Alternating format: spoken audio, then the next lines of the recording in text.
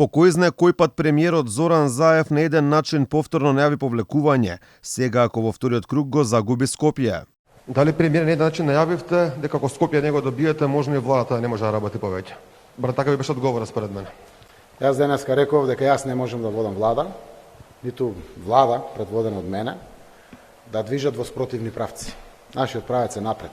Напред дома, обединување, едно и еднакво општество за сите, владење на правото, борба против криминалот и корупцијата, унапредување на економскиот стандард на граѓаните. Став кој премиерот го немаше пред само неколку дена, а дури запрашан за оставка, одговараше малку нервозно и одсечно со само еден збор. Се наоѓаме на 6 дена до изборите. Дали доколку седат само има помалку советници на крајот од опозицијата, може и поднеле оставка? Не. Не и поднеле оставка? А оставка беше најавувана и многу пати претходно, но премиерот не си го исполни својот збор.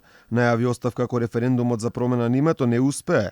Референдумот не успеа, а Заев се уште е на функција. Како премиер имам мандат до декември 2020 година.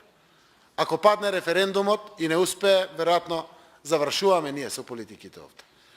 Но зошто би ни била потребата од владење кога ни нема идни на државата наша? Заев во очаен обид за глас повеќе порача дека од граѓаните примил порака, меѓутоа премиерот и претходно порачуваше дека примил порака и најавуваше чистки. Пораката е дека има незадоволство. Има незадоволство од функционери, од централната и од локалната власт. И таа порака, еве, јас прв меѓу еднаквите, ја примив. И не само што ја примив, им возвраќам. Секако дека ќе има чистка. И секако дека ќе расчистим. Чистка, тоест метла, како што Заев ја нарече, сепак имаше, меѓутоа таа ги измете само шефовите на општинските организации на СДСМ. Сите председатели на општински организации, ние имаме вкупно 78 председатели на општински организации од 80 општини, се разрешени. Заев, кој сега најавува оставки во предизборниот период како да стане алергичен на овој збор, па запрашан дали би поднел оставка при пораз на локалните избори кои го доби, не беше нерасположен да го слуша овој збор. Дали вие лично размисливте за оставка од морални причини поради оваа трагедија? Зашто Мицковски да дојде премиер да биде? Не дали вие како човек размисливте? Не размислував.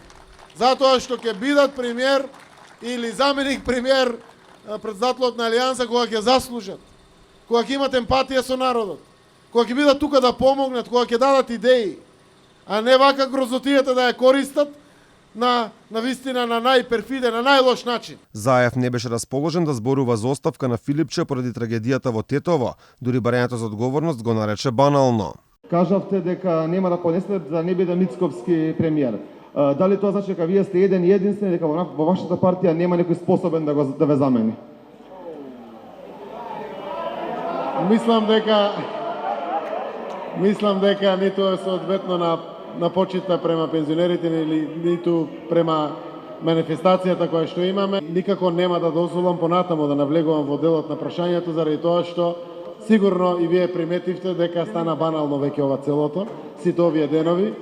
И мислам дека е крајно време. Што е банално, господине премиера, да се бара морална одговорност за трагедија? Што е тука банално? Што е банално? Моралната одговорност, потсичувам господине новинар, е испорачана. Откако Македонија го промени името, Заев вети добивање датум за старт на преговори со Европската Унија, а најави и заминување од функцијата ако датумот го нема, а како што можеме да видиме истиот го нема, но Заев го има се уште на премиерската позиција.